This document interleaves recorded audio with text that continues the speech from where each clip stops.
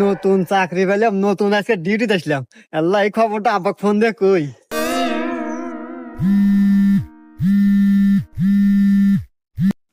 হ্যাঁ বাজান। হ্যালো আব্বা।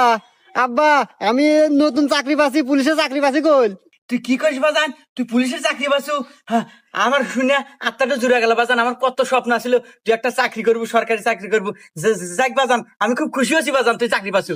আব্বা, ওই আমাদের বাড়ির পাশে যে টয়লেট মোড় আছে না, রাস্তা, এই রাস্তায় আজকে আমি ডিউটি করতেছি, তুমি আসো দেখা হয়ে যাও। বাজান আমি এই সময় কিভাবে যাবো আমি বুঝতেছি না তো।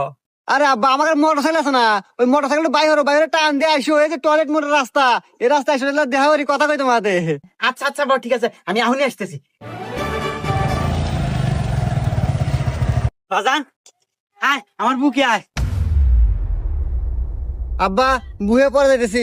তুমি মোটর সাইকেল নিয়ে পারাইছো, তোমার মাথায় হেলমেট নাই, 500 টাকা জরিমানা দাও।